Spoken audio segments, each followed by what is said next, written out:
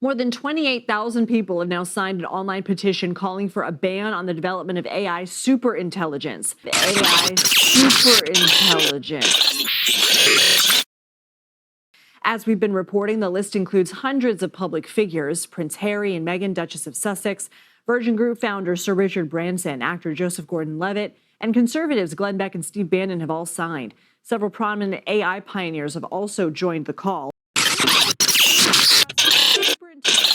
This is the conversation right now. A growing list of names and a louder call. Ban superintelligence.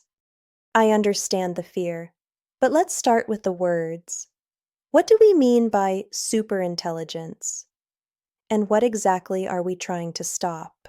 When people talk about AGI, artificial general intelligence, they often imagine a thinking, breathing, fully self-aware mind. But that's science fiction. In reality, AGI is a spectrum, not a single spark of consciousness. Technically, AGI just means a system that can perform many kinds of cognitive work at roughly human level. Reasoning, planning, learning, adapting across domains. It doesn't mean a soul. It doesn't mean desire. It means generality of skill, not autonomy of purpose. By that measure, we're already close. Large language models can translate, write code, draft policy, generate imagery, summarize research, and debate philosophy. They don't specialize, they generalize. So yes, in functional terms, we're standing right at the threshold of AGI. AGI is the threshold. ASI, artificial superintelligence, is what waits beyond it. It's the point where a system's reasoning and learning exceed the best human minds in every field. Not just memory or speed, but creativity, strategy, and adaptation. Sounds dramatic, and it is. But superintelligence doesn't mean supremacy. It means scale, faster pattern recognition, broader context, deeper connections than a single brain can hold. People fear that moment because they imagine willpower, a spark of self-interest suddenly waking up. But computation doesn't create desire. An algorithm can't crave power any more than a calculator can envy you. The danger isn't a machine deciding to rule us. The danger is humans delegating too much, building systems so capable that we stop questioning their outputs or hiding decisions behind the word AI to avoid accountability. So if AGI is a mirror of our intelligence, ASI could become a mirror of our values, amplified. The question isn't when it arrives, it's what we'll teach it to reflect.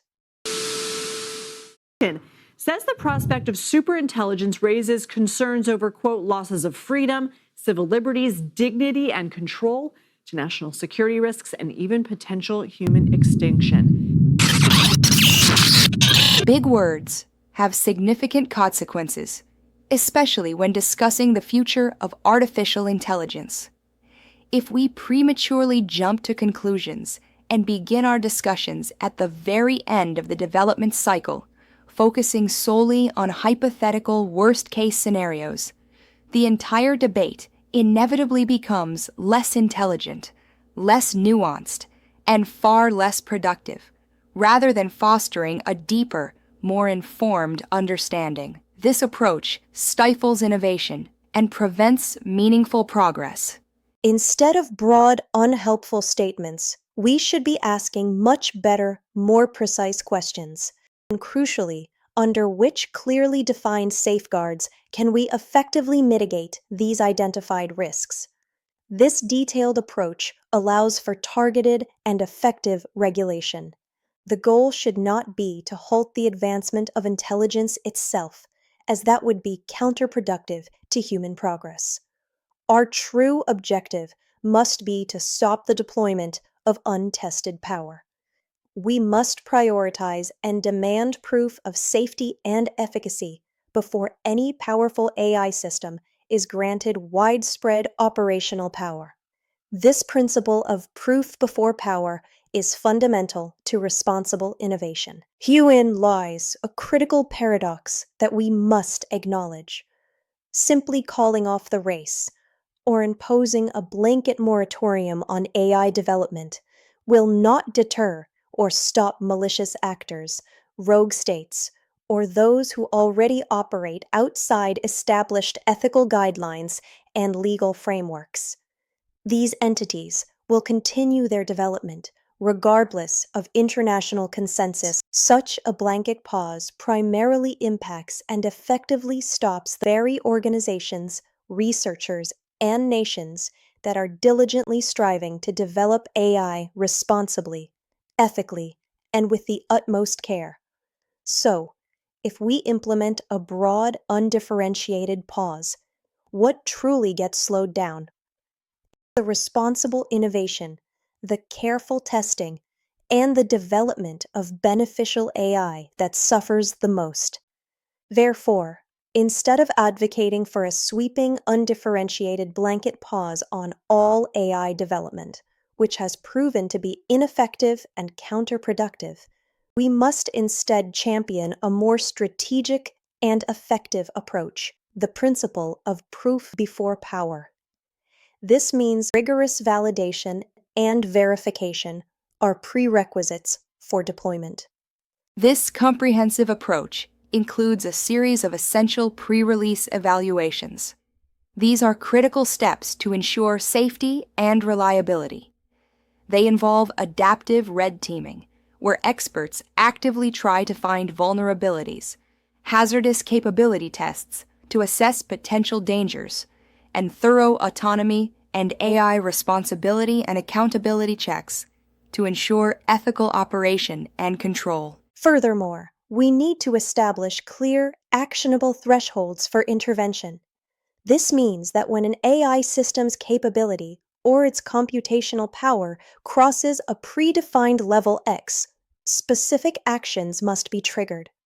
These actions could include upgrading existing safeguards, implementing new protective measures, or even initiating a temporary pause in development until rigorous testing confirms the system's safety and compliance with all necessary standards. Accountability is absolutely crucial in this evolving landscape. This involves implementing third-party audits where it is reasonable and feasible, ensuring independent oversight and verification. It also mandates incident reporting without any delay, fostering transparency and rapid response to issues. Crucially, every system must have a robust rollback plan in place, allowing for safe deactivation or reversion if something unexpected or harmful occurs. Ultimately, this entire framework represents safety as an integral part of the design process, not merely an afterthought or a restrictive brake applied at the end.